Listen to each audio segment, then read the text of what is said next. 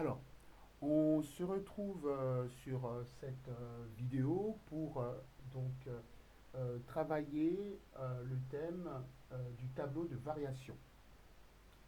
Je vais présenter ça rapidement.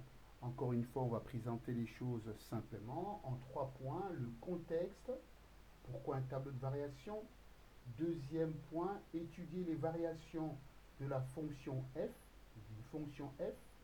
On va ici montrer la méthode. Je vais vous lister la méthode, d'accord, sous forme d'un organigramme parce que j'aime bien les organigrammes. Et si possible, on prendra quelques exemples, mais ce n'est pas sûr que je prenne beaucoup d'exemples puisque j'essaye, l'objectif ici de ma chaîne, c'est de faire des vidéos courtes, claires et précises pour que vous puissiez sortir de là en disant oui, j'ai compris quelque chose. Il ne faut pas que la vidéo soit trop longue parce que vous avez l'habitude de ne pas aller jusqu'au bout, de zapper.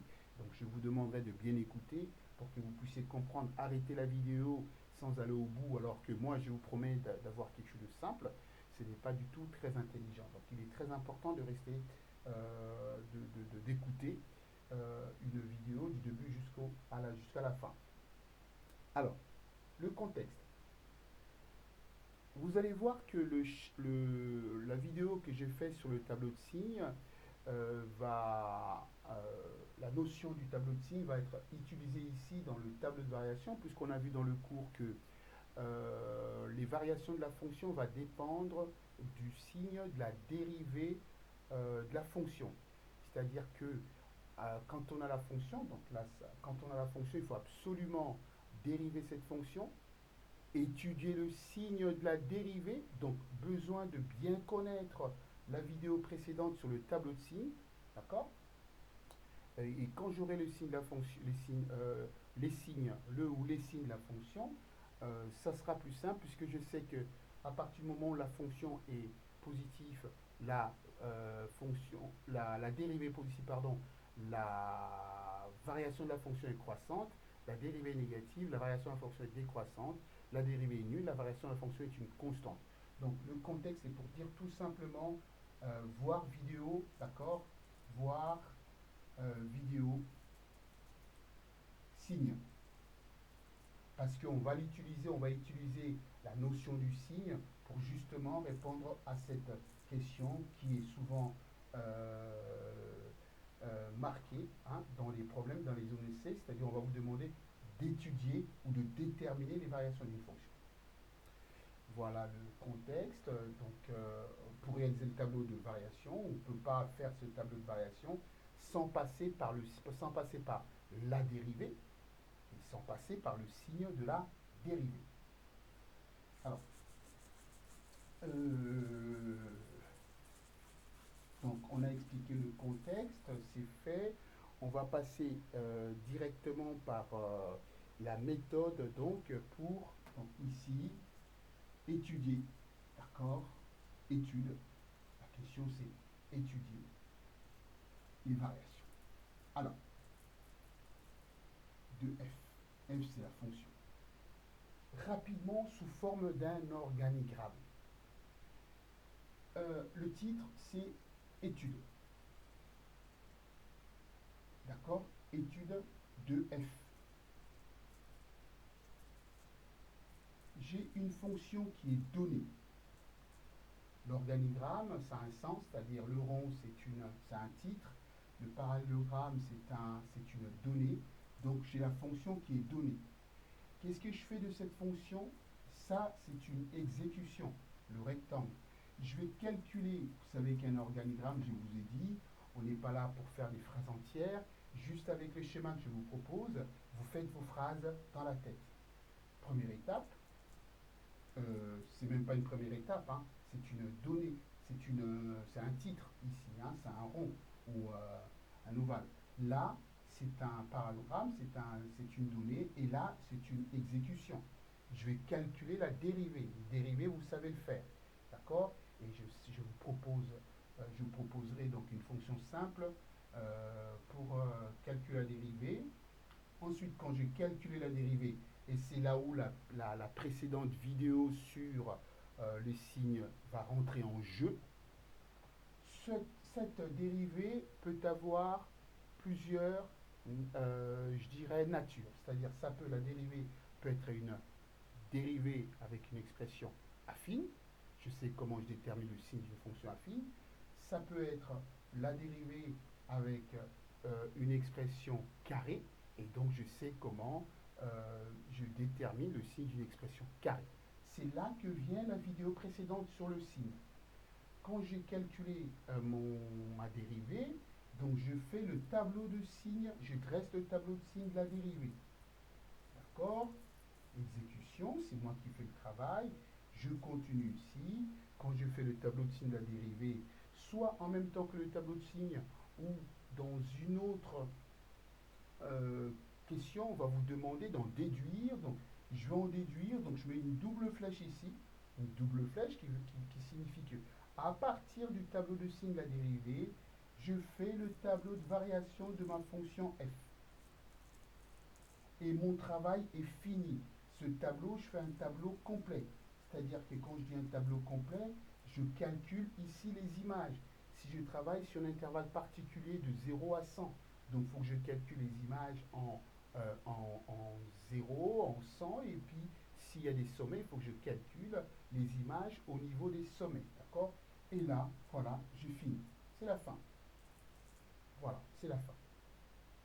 C'est comme ça qu'on étudie les variations d'une fonction. J'aurais pu m'arrêter là, puisque donc 1, 2, 3, 4, 5. Hein, 6 c'est la fin. Alors, ici, on peut vous demander, on peut vous poser des questions, d'accord? C'est-à-dire interpréter ces résultats, d'accord? Hein, ou interpréter, ou exploiter le tableau de variation en fonction du problème qui est donné, qui est posé, en fonction du problème qui est posé. D'accord? Donc, j'insiste sur cet organigramme. Si vous retenez les étapes, d'accord, comme il faut, vous n'aurez pas de soucis pour étudier les variations d'une fonction. De toute façon, dans beaucoup d'énoncés, on vous aide. On commence par vous poser la première question, donc on vous donne l'hypothèse de la fonction. On commence par vous poser la première question, dériver la fonction. Vous allez dériver la fonction. Là, on vous facilite les choses hein, en SMG. Ensuite, ici, on va vous demander de dresser le tableau de signes de la dérivée. Donc, vous allez dresser le tableau de signes de la dérivée. Et on va vous dire d'en déduire, d'où double flèche ici, d'en déduire le tableau de variation de la fonction. Ne confondez pas la dérivée avec la fonction. Je complète mon tableau de variation et après, avant la fin, on va sûrement vous poser des questions. Vous allez exploiter ce tableau de variation en fonction du contexte du problème. D'accord? Vous allez l'exploiter. Alors, on va prendre un exemple. On va prendre un exemple. Donc, c'est parti. Et puis, je crois que la vidéo touchera à sa fin. Après cet exemple, donc, on va prendre un exemple que j'ai travaillé avec les élèves tout à l'heure. Donc, ce sont les élèves qui m'ont demandé, bah, écoutez, on va prendre les... Allez, allez, on va prendre un autre exemple hein, pour comprendre ça. Donc, les élèves m'ont demandé de mettre une vidéo sur ma chaîne. Donc, voilà, chose faite. Donc, la question, c'est étudier les variations de la fonction f de x qui est égale. Alors, on va prendre quoi? Allez, les variations de f de x qui est égale. Alors, attention, je vais écrire plutôt ici parce que j'arrive au bout de mon tableau f de x. Donc, on retient bien cette fonction 2x au carré plus 4x moins 6. Je pense qu'on a utilisé cette fonction ici tout à l'heure avec les élèves en vidéoconférence. Donc voilà la fonction à étudier. Si j'avais mon organigramme ici, si je l'avais affiché ici, on aurait pu suivre un petit peu l'ordre des différentes étapes de l'organigramme. Ça, c'est la donnée. Alors, on peut préciser un intervalle, on peut dire sur 0 jusqu'à, allez, on va prendre une valeur négative, sur moins 10 à 10. Alors, on va faire ça. Ou moins l'infini à plus l'infini, bon, on verra. Si je vous donne moins 10 à 10, alors pour ne pas que ça soit trop long, je suis désolé, pour ne pas que ça soit trop long, ça va nous éviter de calculer les images, mais n'oubliez pas de calculer les images si les valeurs ne sont pas infinies. Alors, on va dire sur R. Sur R, hein, c'est-à-dire moins l'infini à plus l'infini, il n'y aura pas d'image à calculer. Donc, première étape, donc là, allez, on démarre. Donc, on calcule. Allez, je vais mettre une étoile ici. On calcule f', la dérivée. La dérivée, je vous rappelle, c'est facile. C'est une fonction de second degré. Alors, je détaille pour certains élèves qui ont encore du mal à dériver. D'accord? Le 2, je conserve. X au carré, ça fait 2x. Plus 4, je conserve, je dérive. X, ça fait 1. La dérivée de moins 6, c'est 0, plus 0. Je réduis tout ça proprement, d'accord? Ça fait 2 fois 2. Avec x, ça fait du 4x. Là, j'ai 4 fois 1, ça me fait plus 4. D'accord? Simple comme bonjour. Aucun souci. D'accord? Aucun souci. Et là, si j'ai retenu les différentes étapes de mon organigramme, quand j'ai la dérivée, hein, je n'oublie pas, c'est un prime, quand j'ai la dérivée, je vais donc étudier le signe de la dérivée. Mais je vois que le signe, la dérivée, c'est une fonction affine. Je fais une vidéo sur les fonctions, les signes d'une fonction affine. Donc, on va ici appliquer tout simplement la méthode de résolution du signe d'une fonction affine. Donc, c'est 4x, hein, on ne s'est pas trompé. C'est ça, c'est 4x plus 4, hein, c'est simple. Hein. Donc, la dérivée. Donc, deuxième étoile, je vais effacer ici. Deuxième étoile. Deuxième étoile, donc ici, donc j'ai la dérivée, donc je rappelle, hein, on a la dérivée, c'est 4x plus 4. Donc on va dresser le tableau de signes de f'. Alors c'est simple. Mon tableau de signes, je peux déjà préparer mon tableau. J'ai pas à je sais qu'il faut commencer par calculer la racine, mais la racine est tellement simple ici à calculer que voilà, je peux le faire mentalement, d'accord? Mais si le professeur vous demande de justifier, vous allez justifier.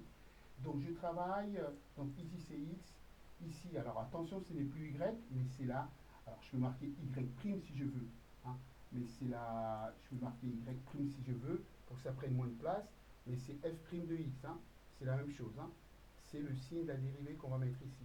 Je travaille entre moins l'infini et plus l'infini. Alors, calcule la racine, alors, calculons la racine, alors je vais marquer ça ici, c'est 4x plus 4 égale 0. C'est facile, bon, ben, je le fais pour tout le monde, puisque la vidéo est destinée pour tout le monde. Hein. Elle n'est pas seulement destinée, moi je travaille pour tout le monde. Hein. La vidéo est destinée à tous, donc des élèves bons, moins bons, moyens, et ceux qui ont des lacunes. Hein. Je détaille pour tout le monde et pour ceux qui ont des lacunes. Pour ne pas qu'ils demandent, monsieur, comment vous avez fait pour trouver cette valeur? Donc, moins 4, 0, le plus 4, je transpose, c'est l'opération qui change, plus 4, moins 4, x est égal à moins 4 sur 4, l'opération qui change, la multiplication devient une division, donc la solution c'est moins 1. La racine c'est moins 1. J'aurais pu commencer par la racine, hein, mais je vous ai dit que c'était tellement simple à résoudre, à faire égal à 0, c'est pour ça que j'ai fait ici. Quand on a fait ça, c'est simple, on a vu dans l'autre vidéo que le signe d'une fonction, en tout cas d'une fonction, la dérivée ici après expression une expression affine, c'est tout simplement là je mets la valeur de moins p sur m, donc ici c'est moins 1, la racine, je tire un trait, là je mets 0, ça veut dire que ma dérivée s'annule, ma dérivée ici s'annule là pour cette valeur là, Ici, je mets le signe de M. C'est le signe de M. Ici, M, c'est 4. 4, c'est plus 4, c'est positif. Je commence toujours par la droite. Le signe ici, c'est positif, de moins 1 à plus l'infini. Et ici, les signes, ça sera le signe contraire. Mon tableau de signes, la dérivée est terminée. Et je vais finir par les variations, d'où, puisqu'à partir du signe de la dérivée, j'en déduis les variations. D'accord? Il faut absolument passer par le signe de la dérivée.